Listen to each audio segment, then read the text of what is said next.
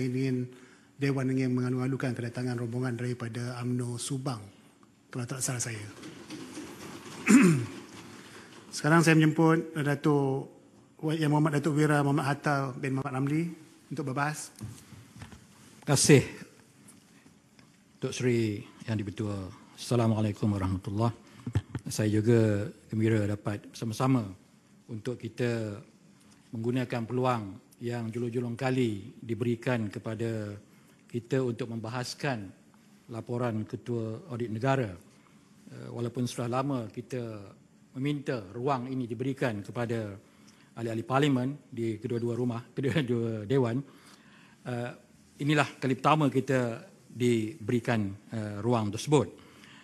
Kita memahami tanggungjawab Ketua Audit Negara dan pasukannya sangat besar, sangat penting untuk memastikan urusan ataupun tadbir urus keuangan di negara kita ini berjalan dengan sempurnanya bagi memastikan setiap sen yang diperuntukkan kepada mana-mana kementerian, jabatan, agensi, GLC ataupun semua peringkat baik di pusat maupun di negeri melaksanakan tanggungjawab mereka dengan baik. Dan sebagai ahli parlimen dahulunya yang pernah duduk di dalam PAC, pengerusi juga yang di-Ketua juga pernah dalam PAC ya, dan kita pengerusi lagi hebat, saya sikit bawah lah ya. Kita bergerak dan kita menggunakan laporan Ketua Audit Negara sebagai asas kepada siasatan ya yang dijalankan oleh PAC. Dan sangat penting PAC-nya dalam mengenal pasti di mana lompang-lompang kesilapan ya yang boleh menjejaskan integriti kerajaan ya dalam urusan perbelanjaannya. Di samping laporan Ketua Audit Negara, kita juga ada jawatankuasa yang ditubuhkan secara ad hoc. Contohnya jawatankuasa siasatan tadbir urus perolehan keuangan kerajaan pada tahun 2018 ya. Ataupun kita boleh juga bergantung kepada RCI seperti yang disebut oleh Senator Datuk Dr. Mujahid tadi sebagai asas siasatan kita. Tetapi asas pentingnya adalah laporan Ketua Audit Negara. Dan kalaulah kita dapat selamatkan ringgit kita dengan melaksanakan tanggungjawab ini, maka jabatan Ketua Audit Negara ini harus diperkuatkan, Dr. Seri yang di-Ketua. Kalaulah urusan kejayaan mereka ini bergantung kepada jumlah pegawai dan juru audit yang lebih ramai, kita kena raikan. Ya, kerana jumlah wang yang akan dapat diselamatkan cukup banyak. Kita lihat sebelum ini kita di PAC menyiasat pembinaan 6 kapal littoral combatant ship ya di Lumut ya. 6 bilion telah dibelanjakan, 3 bilion menunggu untuk dibelanjakan, diminta lagi tambah 3 bilion ya. 12 bilion untuk itu. Dan kita siasat hasil laporan daripada Ketua Audit Negara, hasil laporan JKSTU tadi, maka kita dapati kalaulah audit ini daripada awal dilaksanakan ya, dan saya yakin audit dibuat ya, audit dalam lah ya, dan juga bantuan daripada syarikat audit swasta. Kalau kita dapat bentras ataupun dapat selamatkan projek-projek sedemikian, kita pasti sudah mendapat 6 buah kapal berlayar menjaga perairan kita seperti yang dituntut oleh rakan-rakan senator. Perairan kita dicabar, dicerobohi dan sebagainya. Tetapi hari ini kita belum dapat. Sebab itu penting ya, ini disegerakan dan dibuat secara berterusan ya, dan perlu ada monitoring ya. PAC boleh monitor ya.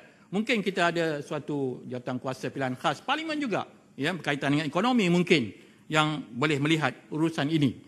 Di samping itu Datuk yang di-Ketua, ada badan-badan lah, bukan agensi, bukan jabatan, bukan kementerian, tetapi badan-badan yang top officialnya dengan izin adalah pegawai-pegawai kerajaan. Contohnya Yayasan Wilayah Persekutuan. Ya, biasa dengar ya. menteri dalam tu, Datuk Bandar dalam tu.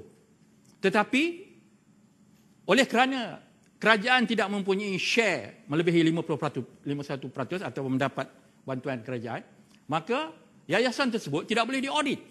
Ini kita dapat perakuan daripada Ketua Audit Negara. Kita tidak boleh audit. Sedangkan dalam urusan pembelian tanah di kawasan di BKL ni, ya, yayasan tersebut ke depan, ya, mendapat ruang untuk membeli dan seterusnya memajukan tanah tersebut. Di dalamnya ada menteri, di dalamnya ada mayor ataupun Datuk Bandar, ya. Jadi mesti ada suatu keadaan di mana kalaupun bukan kerajaan punya agensi, organisasi sebegini, ya, yayasan ke atau apa ke, mesti boleh dibenarkan diaudit oleh Jabatan Audit, Ketua Audit Negara. Kalau tidak, ya, semuanya akan berjalan dengan kuasa-kuasa yang digunakan oleh official yang berkedudukan tinggi ini tanpa kita dapat audit. Ini telah kita bincangkan dan kita telah sarankan dalam laporan PAC tahun lepas. Kerana ini juga menyebabkan kita gagal untuk memastikan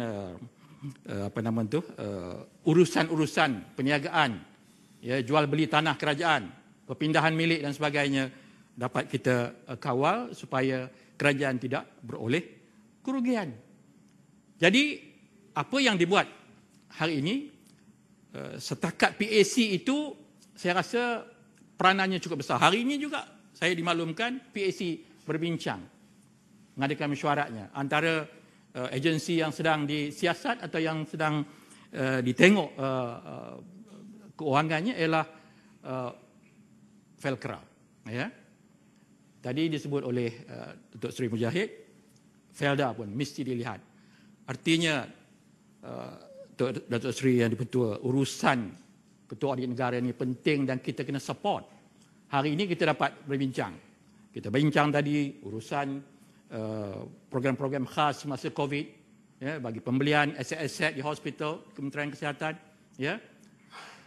Bila kita leka, mungkin dalam keadaan kecemasan, kita boleh melanggar ataupun melangkaui peraturan-peraturan ataupun urusan-urusan takbir keuangan yang biasa.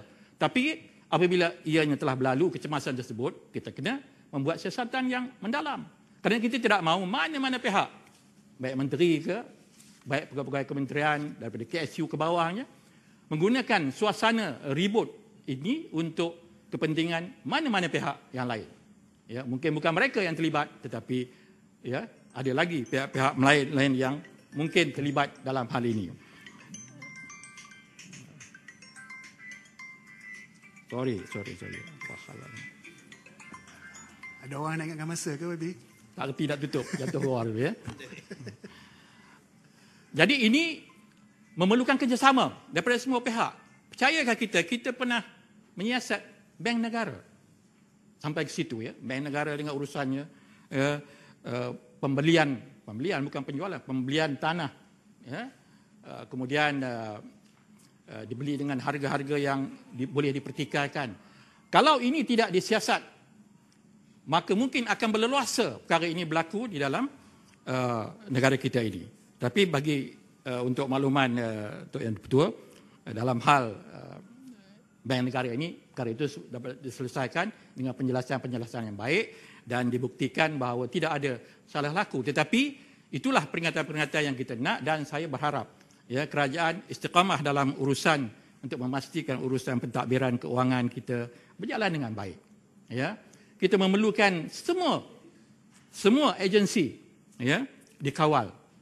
Dan saya berkeyakinan Jabatan Ketua Audit Negara ini mampu melakukannya, tetapi saya berkeyakinan juga mereka perlu disokong, ya, dengan yang saya sebut tadi, melengkapkan, ya, komplement pegawai-pegawainya, ya, dengan cukup, dan juga mereka diberikan peluang untuk membuat audit yang lebih luas.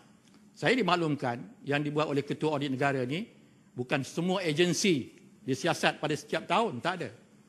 Kalau ada bunyi-bunyi, ada bayang-bayang, ataupun mereka melakukan siasatan dalaman awal, mendapati ada perkara besar, baru mereka masuk. Alangkah baiknya kalau setiap tahun ataupun setiap kali agensi-agensi ini diawasi oleh Ketua Audit Negara supaya tak ada tak ada peluang untuk berlaku penyelewengan. Jadi itu yang saya nak bahasakan. Saya tidak menyentuh aktiviti khusus yang disebutkan di sini.